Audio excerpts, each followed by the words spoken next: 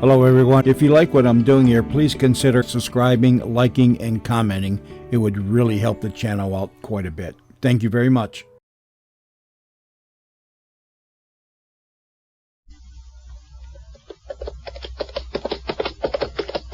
Across the rugged Indian Territory rides a tall young man on a mission of mercy. His medical bag strapped on one hip, his six-shooter on the other. This is Dr. Six-Gun.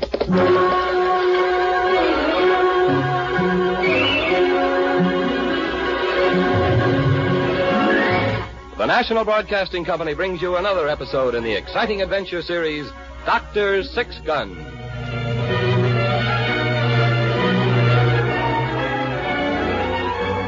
Ray Matson, M.D., was the gun-toting frontier doctor who roamed the length and breadth of the old Indian Territory.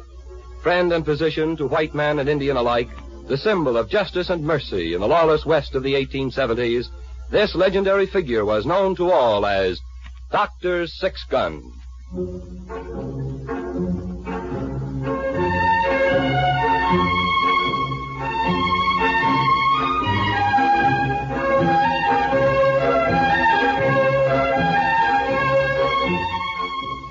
territory is a place of youth. Men live, cram a lifetime into a few short years, and die before they reach the age of 30. Cowpunchers are young men, the soldiers are young, the bad men are young. There are not many who reach old age here in the territory. Of them, I can be said to be one, for I am old before my time. And who am I? I am Pablo, the gypsy peddler. And this is my friend Midnight. Midnight. He is a raven, and he too has the quality of maturity. No fool like an old fool. And like most mature persons, he is a philosopher. We were discussing this question of age in the territory one night at the Bull Run Saloon. I was sitting at a table with my friend Doc Six-Gun. We were watching Pop Wheaton at the bar. He was a seedy old man with dirty jeans and a straggly gray soup strainer mustache. His skull was as bare of vegetation as the Badlands, and his skin was as wrinkled and cracked as a river bottom in a drought. He stood at the bar and pleaded with O'Shea. Well, now listen, O'Shea, you got to have respect for your elders. The good book says that. Says you have respect for your elders. That's all I'm asking you. Now, listen, Pop, I got respect for you, but it don't say I gotta let you run up a tick as long as your arm that you ain't got no hide nor hair of a chance of paying off. Doggone it. O'Shea, that ain't the point. Here I am standing debasing myself, pleading like I was a whoop dog, and what am I asking for? Am I asking you for something you ain't got? Huh? Am I asking for your shirt off on your back? No, I'm asking for one measly little drink of your no-good barrel whiskey, that's all. If it's no good, how come you want it? It's the principle of the thing. The principle, I'm just trying to give you a chance to do a good deed. Go on now, Pop. Clear out of here. You ought to be ashamed of yourself, old feller like you, begging for whiskey like a hound dog for a bone. Ain't there nobody at the bar going to buy a drink for old Pop? Think of your poor old daddies with the gray hair and the careworn faces. Ain't one of you got an ounce of sentiment? Now go on, Pop. Quit bothering the clientele. Scat. There ain't no respect left in this here territory for the aged. Now go on before I throw you out. I'm going. Now don't push. Stay out, Pop. I ain't got time to argue with you. No good, young whippersnapper. Look out, Pop. Oh, I'm sorry. Oh, Doc, I didn't see you there. I was thinking of something. Did I hurt you? I just spilled my coffee. Oh, yes. Hey, Doc, I got an idea. I meant to talk to you about it. I heard somewheres once that this here medical science was like looking for people. What do you mean, Doc? Well, you know them there medical science. The students in the hospitals looking for folks who was willing. Just how do you mean? Yeah, well, no, I hear tell that they'll pay real good cash money for folks. What are you getting at, Pop? Well, I meant to ask you when I seen you, Doc. I figured maybe you and me could make a deal.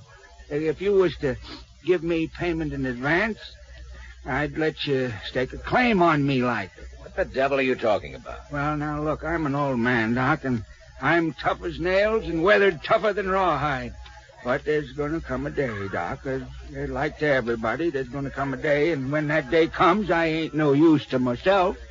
So I figured that I'd donate myself to medical science, and in the meantime, you could stake me here at the Bull Run. You mean you want to will your body to me after you die? Yeah, that's the idea, Doc. Now, I figure that what with my advanced age and being an interesting specimen, I ought to bring the right tidy sum.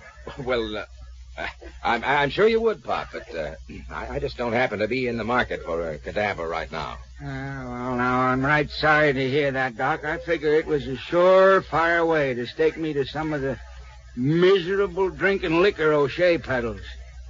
Yeah. Sure you wouldn't want a grade A carcass, Doc? No thanks, Pop. And especially since you'd spend your remaining years drinking O'Shea's whiskey. Why, you'd be pickled before I could ever get to you. Pickled? Yeah. Ain't that a fact? Well, don't hurt none to try, I guess. That's all right, Pop. Sorry I can't help you. Reckon I'll have to go out and see if I can steal something. See you later, gentlemen.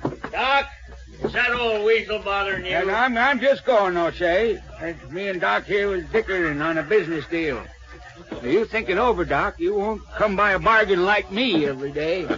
He'd do it, too. The old goat would sell himself a piece at a time for whiskey. How old do you suppose he is, Doc? Oh, 75, maybe. But what does he live on? Panhandles, mostly, I suppose. I think Piney feeds him out in the kitchen of the Bull Run. Doesn't he have any family? What? No. Nobody knows much about him. I used to treat him for arthritis, but just wasn't much I could do for him. I'm sorry, Doc. I didn't mean to chase that old windbag onto you. I hope it didn't bother you none. Oh, no.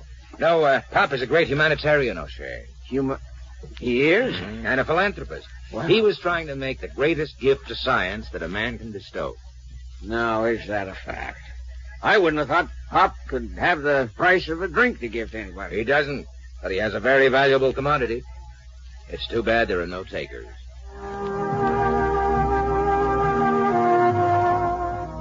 For a while, Pop Wheaton found a profitable enterprise in watching horses hitched outside the Bull Run. Of course, a good cow pony will never stray when the reins are dropped and wrapped once around the hitching rail.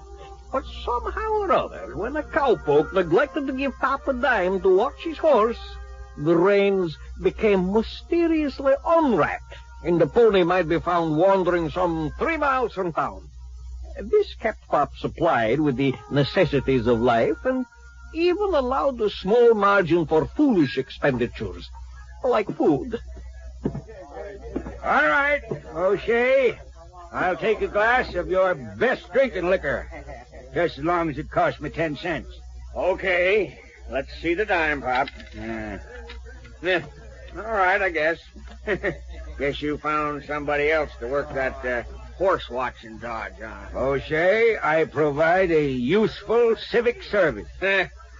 Just don't try it on any of them Texas cowhands that comes through in the spring. They'll heave you into the horse trough. Well, now, to tell you the truth, O'Shea, I've been thinking about the spring. Yeah. Got a notion to expand. What do you mean, expand? Well, with the increased business, I'm going to have to put on a couple of hands to do some of my watching for me. Pop, you're getting plumb loco with age. Got the 10 cents, don't I? Just take my advice, Pop. Don't pull that dodge with any stranger.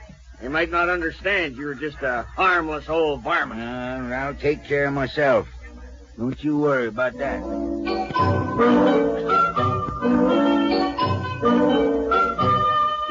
And then one night in the winter, when a cold norther blew out of the mountains and the breath of the horses steamed before them and icicles dripped from the wooden arcade in front of the Bull Run, Doc and I came out of the swinging doors to start for his office. It would freeze the nose off a brass monkey. Yeah, I guess it would. I bet I have a half a dozen cowhands riding in here inside of a week with frostbitten noses and frozen feet. Well, Doc, you may have one patient before we get to your place. It's cold. What's that? Huh? Oh, that's somebody singing. That's Pop Wheaton. Where is the old fraud? There he is in the crowd. Good Lord, this weather, a freeze. Hey, Pop, there's ice on the truck. Come on out of there. Come on. He's blind drunk. Good morning, gentlemen. Care to join me? The water's fine. Get over there. Oh, it's cold. It's cold. Now, listen, you wait. Let me alone. I ain't finished my bath. Get him out. Come on. Get him out with you. It's cold. Here, let me get back in that nice warm water. No. Come on now. Come on, old-timer. Come Better on. get him over to my place. His clothes are going to freeze stiff. It's cold out here. What's the idea? Dragging the fella out of the nice warm water. We'll have to carry him. I don't feel so good. I'm shivering. He's out. Come on now. Let's get him over to my place before he freezes to death.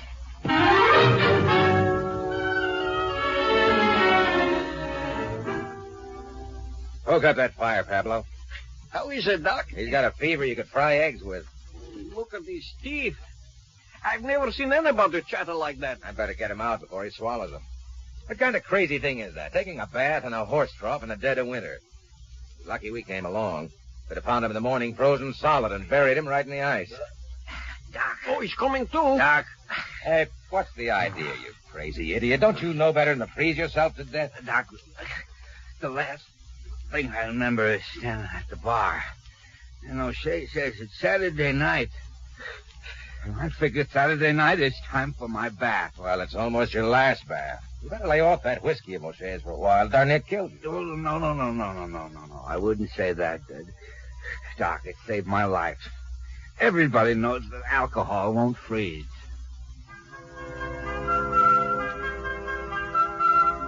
The old man pulled through and went back to his civic service of watching horses and consuming as much of O'Shea's barrel whiskey as possible. He became an indispensable character in town, the one you played jokes on. It became a sport among visiting cowpunchers to see what they could make Pop do for a drink.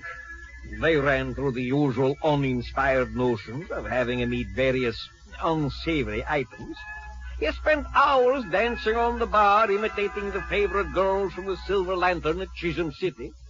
And for $1.50, he allowed a horse wrangler from the Barrel to write obscene verses across the top of his shiny head. It was one day at the Bull Run when Doc had seen enough. Look at that. Well, just look at that old reprobate. Pop Wheaton? What is it this time? Hey, they ought to be ashamed of themselves. All right, Pop, I'll tell you what I'll do. I've been right lonely since my hound dog run off. Yeah, is that right? Pop, I'll make you a bargain fair and square. I'll set you up here at the Bull Run for a week. Now, you hear that, O'Shea? You hear it? Now, all you gotta do is this. I got me my dog collar here. You put it on, and you'll be my hound dog for a whole day. Yeah. Now, what do you mean, Munger? I mean, you come along after me like my dog, see?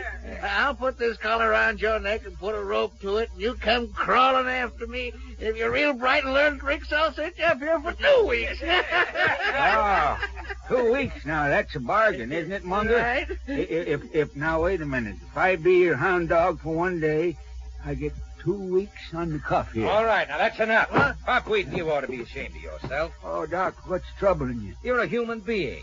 You may be old and foolish with your brain pickled in that rot gut of O'Shea's, but you're created in God's image. Yeah, well, now, Doc, am I bothering you? Yes, you are. I've spent too many years watching men die and babies being born to stand by and let an old fool disgrace the whole species. Oh, now, Doc, I didn't mean no real harm. Oh, now, hold on here. You ain't backing out, are you, Munger? Yeah, but Doc says that... Well, I'll talk to Doc. Now, you listen to me, Pop. No, you listen to me. I know what I'm doing, Doc. You think I care if they laugh at me? What difference does it make to me if I spend a day on my hands and knees like a dog? Spent 50 years like a dog standing on 2 foot. Never got a thing for it. 2 weeks free ride at the Bull Run means a lot to me, Doc. Now, leave me be. I know what I'm doing. I suppose it took a lot of whiskey to make it seem funny, but Pop Wheaton spent that Saturday night on his hands and knees in the sawdust of the Bull Run, the collar around his neck and a leash attached. Al Munger taught him to roll over and beg and count to 4 by tapping with his paw. And the laughter, which was sheepish at first, grew deeper and heartier as the full measure of the jest dawned on the assembled cowpokes. After that, When Pop came into the bull run, the men at the bar whistled to him and called him Rover and other amusing allusions to the evening. I think Doc brooded over it, although we didn't speak of it often. I remember one time we were sitting at his place in the evening smoking our pipes. You know, Pablo, What? maybe I shouldn't have done it. You've done what? Remember when Pop Wheaton offered to sell me his body for payment in advance? Yes. Maybe I should have done it. What do you mean, Doc? What would you do now with his body? Nothing. But I might have done something for his soul. Doc, don't torture yourself. What would you have paid him? $100? $200? How long do you think it would take him to drink it all up or gamble it away?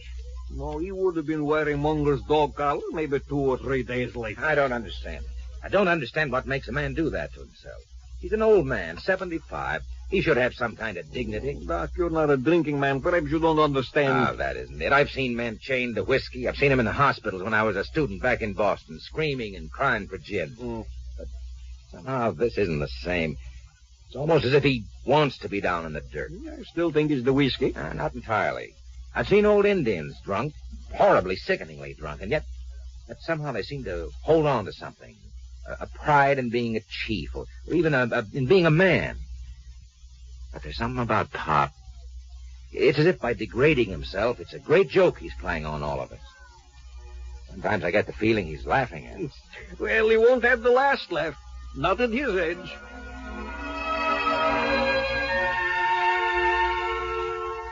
The end came as O'Shea thought it would in the spring, when the Texas cowhands came through, following the rivers of longhorn cattle that flow up the trails. It was in the bull run on a Saturday night. A trail outfit had hit town, and they were celebrating a momentary respite from the long, hard trail. All right now. You got the mirror behind the bar, now simmer down.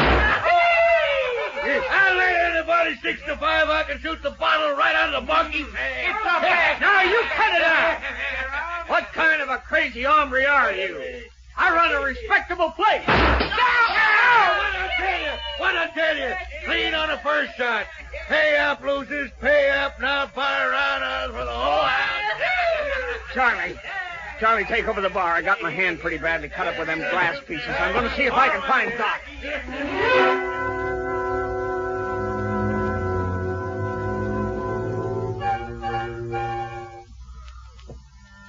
He'll be all right, O'Shea. Just keep it out of water for a while. And you better stay out from behind the bar. With that bunch of loco Texas waddies, it'll be a pleasure. I was thinking of the whiskey. If it hits those cuts, it'll burn. Hey, listen. There. Yeah. You hear, Doc? He wasn't in the place 20 minutes before the mirror went. Now, the way they're smashing glasses, they're going to be drinking whiskey out of their cupped hands before midnight. Did you send for the sheriff? When that crew rode into town, the sheriff got one look at them and took off for the hills. You coming in with me, Doc? I might as well. Probably there'll be 4 bullet holes and a split head to sew up before morning. Well, hang on to your hat. Let's go. That's it, I told you. Losers, pay up, pay up. Hey, that's Pop Wheaton over there against the wall. What's he doing? All right, set him up again. Now, listen, old man, you keep that glass steady on your head. Now, wait a minute. I ain't had my drink yet. Now, that's the bargain. I get a drink coming every time you take a shot. All right, give me the drink box. Shooting whiskey glasses off the old man's head. I told you they'd smash all All the right, glasses. set him up again. I've got 3 dead, son. I'm going for 4. What's going on here? Huh? You, cowboy. What do you think you're doing? Huh? Now, who are you? You trying to murder this man. Now, listen here, stranger. Me and my friends are having a friendly game, that's all. A little target practice. Now, you got no call to bother us. Ain't none of your business. Yes, it is. Murder. Who are you, the sheriff? I'm the doctor. Oh, well, in that case, you just step aside. After I hit him, then it's your business. Put down that gun, cowboy. What? Well, look at that, will you? There's a doc with a 6-gun in his hand. I said drop the gun. What for? That's what I want to know. What for? We're just having a friendly game. Old man don't object none. He's getting his end of the bargain. If you miss, he'll kill him. Now, what harm's that going to do? He ain't worth nothing. If he was a horse, he would have been shot years ago. Put him out of his misery. This way he's going to die with whiskey in his belly. Ain't that right, old man? Yeah, that's right. I see. Now, why don't you quit butting him? I know he isn't worth anything. I know it better than you do. That's what he wants us to think somehow. But he hasn't got any choice. He's a man. He may be old and sick and soaked in whiskey till he's rotten inside, but he's a man, and thou shalt not kill. What are you, the doctor or the preacher? I told you to put down that gun. The game's over. No, it ain't, Doc. You may have a gun on me, but you're one lone man, and you're standing right in front of two of my best buddies. Grab gun! Let me off. All right, get his gun. Let go of you, gun. Throw a rope around his hands. Yeah. Oh, say! Any one of your local hombres moves, he's going to get it right through the head. Now, tie the doc up to one of them poles. What do you think you're doing? Didn't like my little game, Doc, huh? Well, I'm going to give you a chance to play. Pull that rope tight. Now, I'm going to put a glass on your head, Doc. Well, you're crazy. Shut up, Barkeep. You're going to be the next player. Now, it'd be right easy for me to shoot that glass off your head, Doc. But we wouldn't want to do it the easy way. Now, you, old man. Huh? Yeah? You take my gun. Oh, yeah. Now, wait a minute. Now, that wasn't in the bargain. Now, that wasn't part of it. You take my gun, old man. Now, you get your whiskey, but first you gotta work for it. You gotta shoot that glass off in the doc's head. Well, that's murder. The old man can't even hold the gun. Shut up! Want a good shot of whiskey, don't you, old man? Sure. Yes. Oh, sure I do, mister. Well, now you go ahead. Here's my gun. Let's see you earn it. Now, see, I ain't much of a shot, mister. Well, you just concentrate, old man. Concentrate. You're shooting for big stakes. Yes, I am. Now, don't none of the rest of you move. I got you covered with my other gun. Now, you take good aim, old man. You'll, give me a double drink of whiskey after? Sure I will, Pop. Now, you just shoot that glass dead center like I told you. Hold still, Doc. You wouldn't want to spoil his aim. Would you steady on? Come on, boy!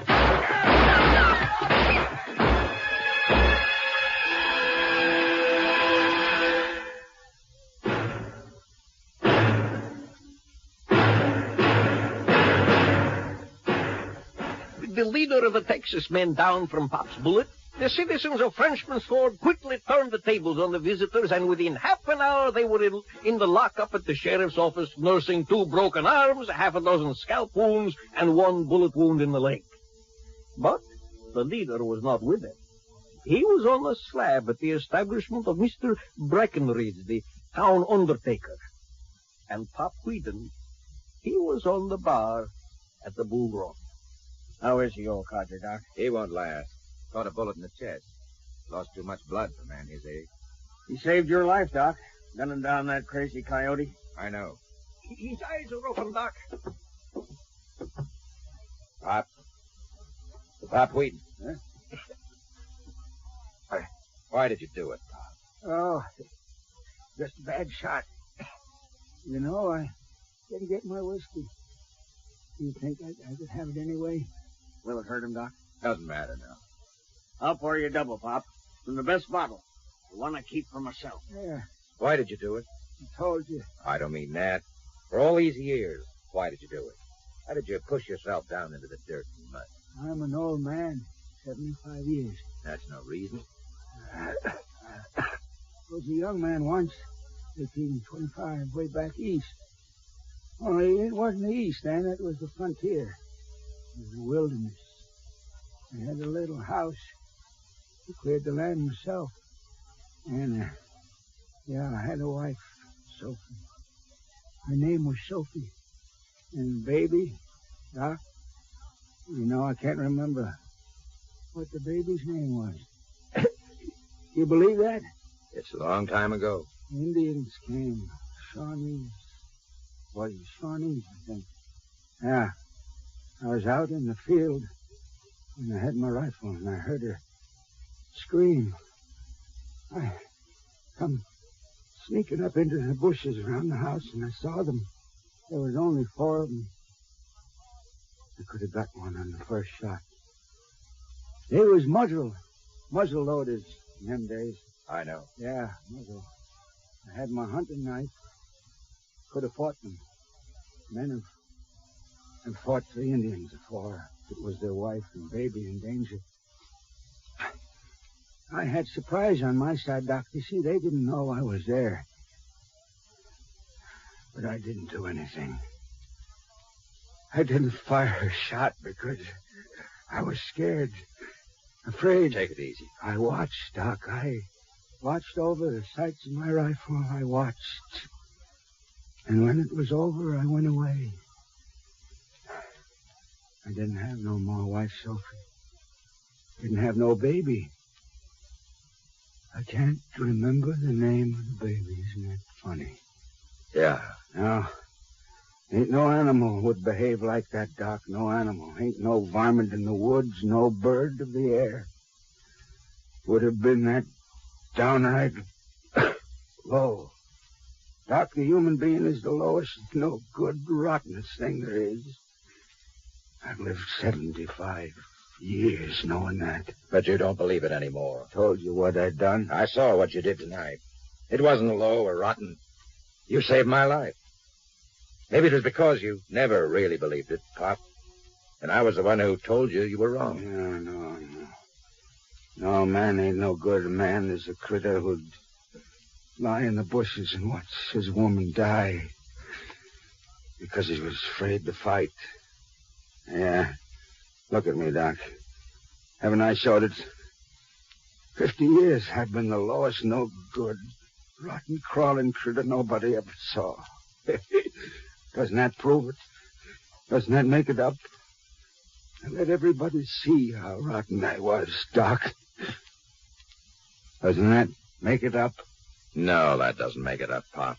Not being low and rotten. But maybe this does. Maybe this makes it up.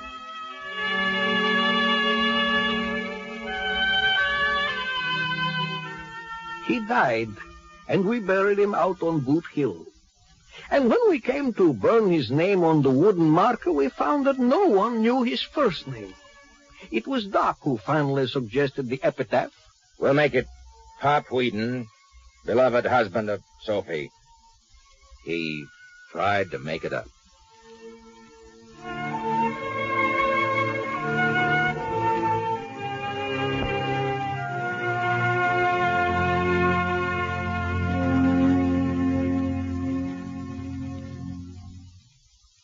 You have been listening to Dr. Six Gun, brought to you each week at this time by the National Broadcasting Company.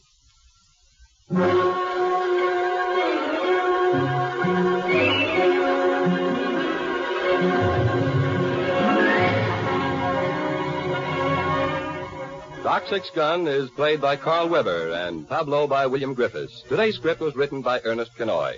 Heard in the cast were William Keane as O'Shea, Kenny Delmar as Pop, and Louis Van Ruten as Marquis.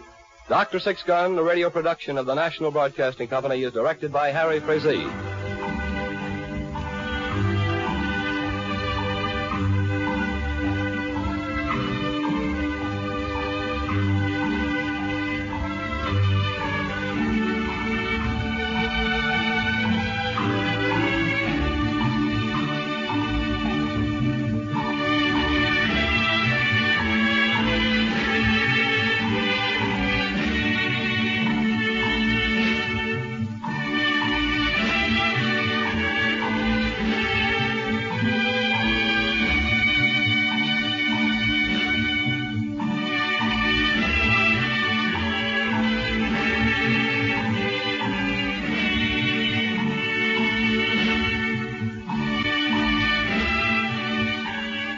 Dr. Six Gun, starring Carl Weber as the frontier doctor, with William Griffiths as Pablo, the wandering gypsy, has come to you through the worldwide facilities of the United States Armed Forces Radio and Television Service.